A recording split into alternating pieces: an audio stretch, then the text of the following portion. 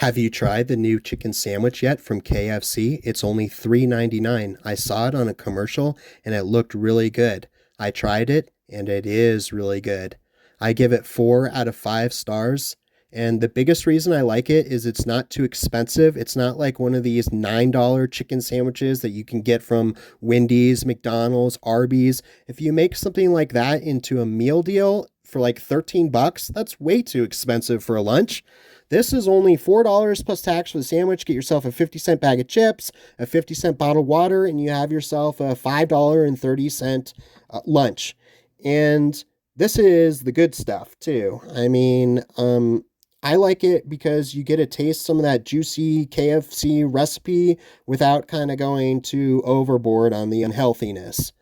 But I must admit, while making this video, I did run into quite a conundrum.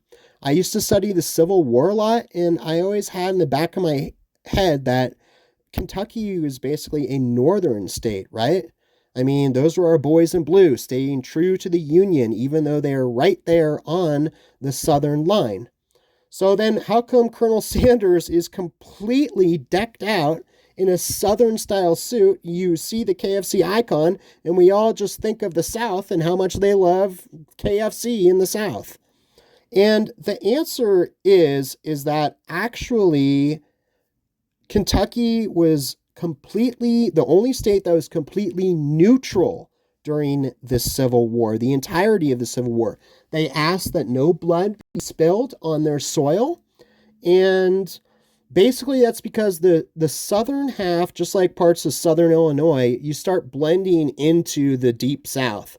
And so basically the southern half of Kentucky is very southern.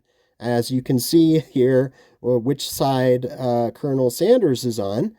He certainly celebrates the Southern culture, and he's from the lower southeast part of the state, which is where Lexington, Louisville is, and where the Kentucky Derby is each year. A wonderful celebration of the Antebellum South. I'm going to have my own Kentucky Derby party in the backyard this year. It's a lot of fun doing some of these gambling games and dressing up, to have people dress up in hat and Southern style garb. It's fun.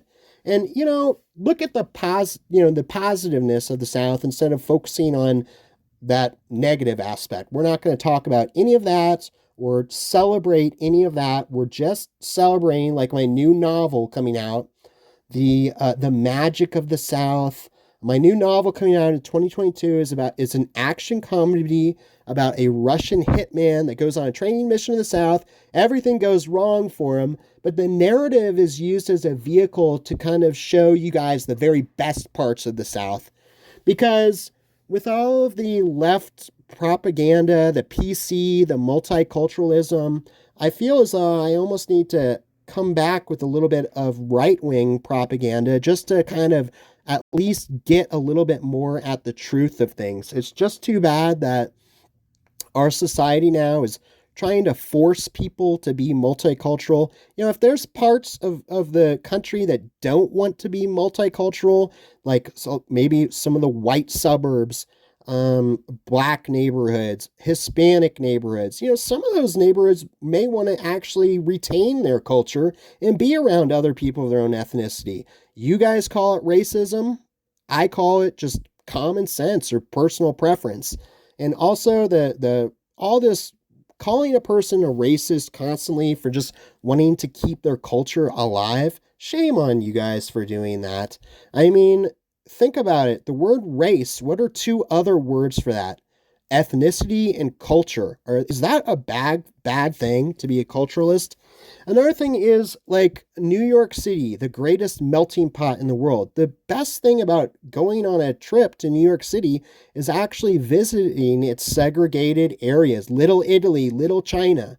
That's what makes that stuff fun. In San Francisco, there's the most progressive city in the world. The best part about going to it is going to its segregated areas.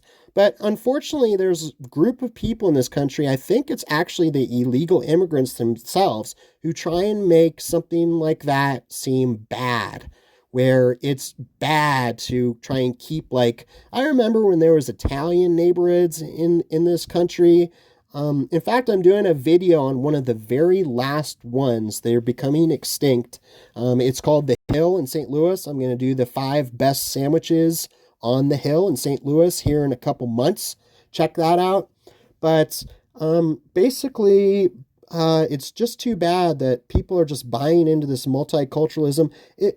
My sister is married to a South American guy. My cousins, who I've always thought are just super awesome, they're half Middle Eastern.